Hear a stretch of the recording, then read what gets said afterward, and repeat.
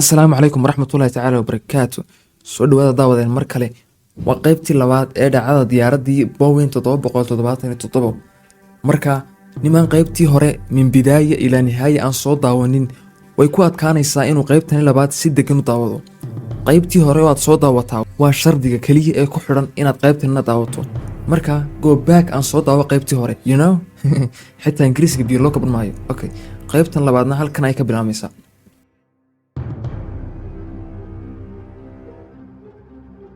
Markii caddaynta shakiga badan dhalisay laga helay jasiiradda Reunion ee bariga Madagascar qiyaastii sanad iyo badh kadib markii diyaaradda la waayay, ayaa waxay tani dhalisay in baaritaano fara badan lagu sameeyo xeebaha koonfur bari ee qaaradda Afrika.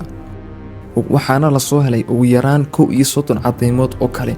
Waa la baaray, waxayna u kala qaybsameen kuwa la aqoonsan waayay, kuwa u eeg, iyo weliba kuwa la xaqiijiyey.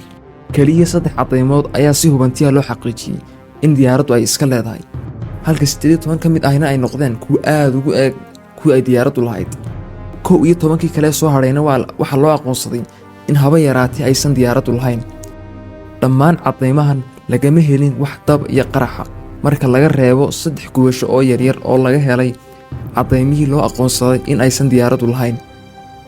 Baaritaanka qaybta hoose ee biyuhu wuxuu socday bilooyin iyo sannado ilaa markii dambe si rasmi loo joojiyey bilowgii 2017. Waxaana la baaray ilaa 120,000 oo kiiloomitir square oo badda hoosteeda ah. Dadaalka raadinta waxaa haddana dib u bilaabay shirkad Maraykana oo lagu magacaabo Ocean Infinity, taasi oo ay shaqadeedu tahay arrimaha la xiriira badaha hoostooda. 1 sano kadib iyana gacmo maran ay la soo laabatay. Haddii aanan la ogaan karin meesha ay diyaaraddu ku dambeysay, waxaa aad u adkaanaysa ogaanshaha sababta ay diyaaraddu u burburtay. Hase ahaatee, ma jirin wax soo koobay aragtidan. Maalintii la waayay diyaaradda waxaa laga shakiyey 2 ka mid ah rakaabka, sababtoo ah waxay rabeen inay ku duulaan baasaboorro la soo xaday, taasi oo isla markiiba dhalisay walaac ku saabsan in diyaaradda la afduubtay. Laakiin markii la sii baaray kadib waxaa soo baxday in aysan ka tirsanayn kooxo argagixiso ah.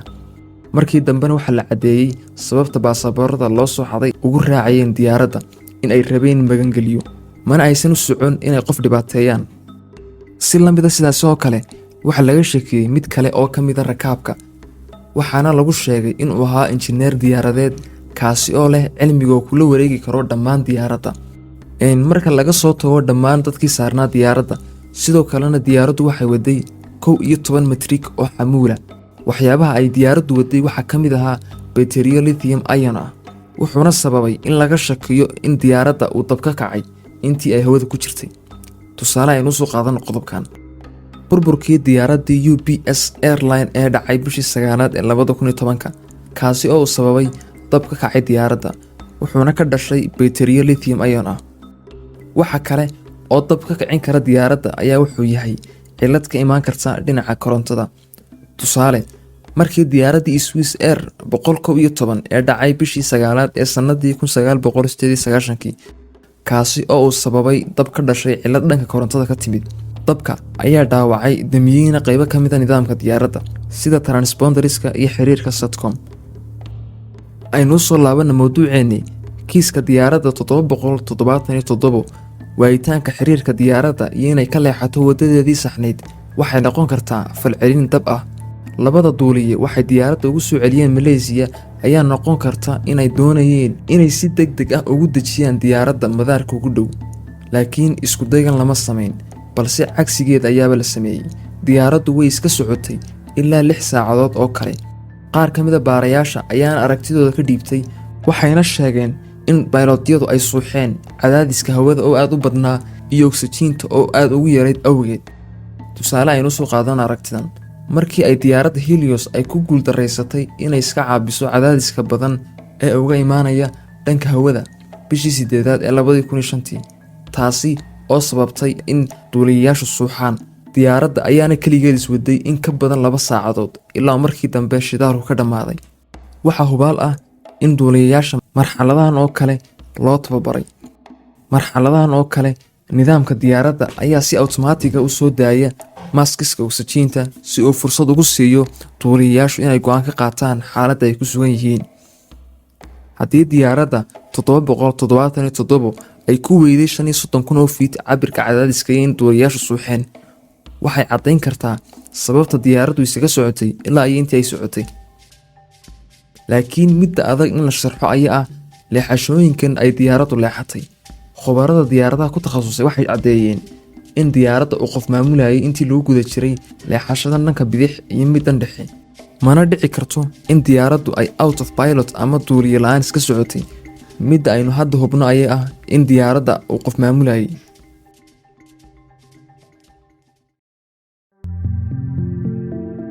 dhammaadka bishii Juun 2014, micnaha 3 bilood kadib waayitaankii diyaaradda, ayaa dhowr warbaahin oo ka soo baxay Malaysia waxay sheegeen baaritaano khaas ah oo la sameeyay ayaa looga shakisan yahay kabtanka koowaad ee diyaaradda in uu ka dambeeyo sheekadan oo idil.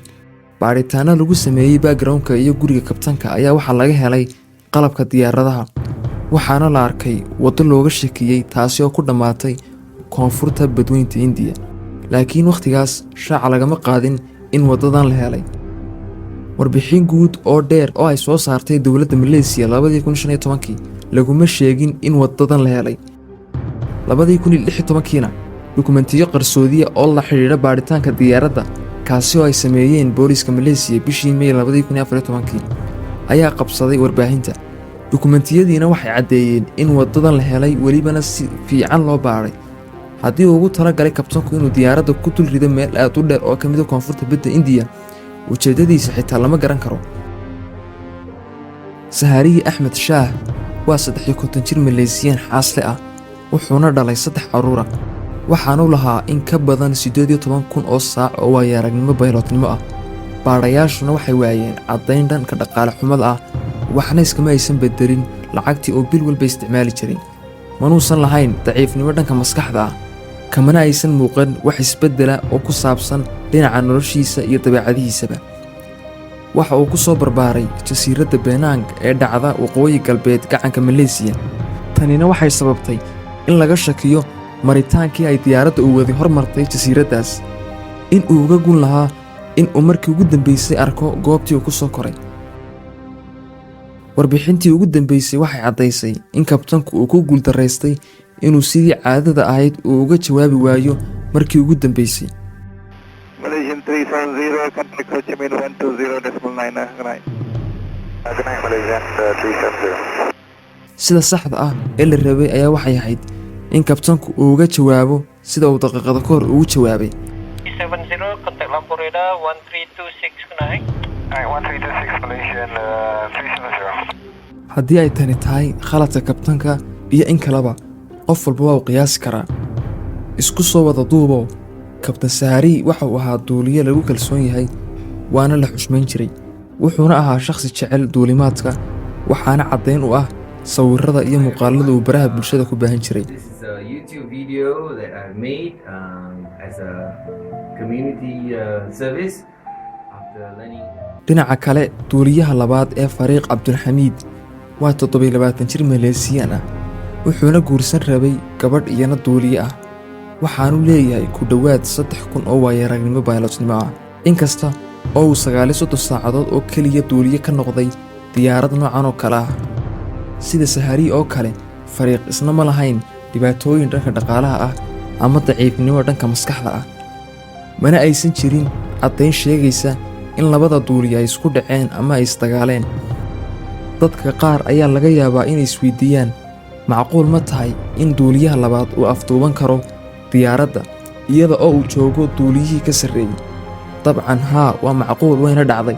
tusaalahanna aynu soo qaadanno afduubkii loo geystay diyaaraddii Ethiopian Airline, taasi oo afduubtay duuliyaha labaad bishii Febraayo 2014.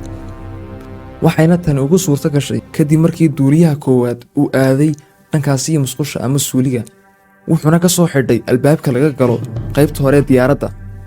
marka intan oo idil maxay isugu imanayaan? marka aynu dhinac ka eegno, waddada ay diyaaraddu ku dambeysay waxay u muuqataa mid aad u shaki badan. dhinaca kale, way adag tahay in shakiga laysaga tuuro labada duuliye marka loo eego dhanka dabeecadahooda. sidoo kalena way adag tahay in la diido in diyaaradda la afduubtay marka loo eego caddaymaha la hayo.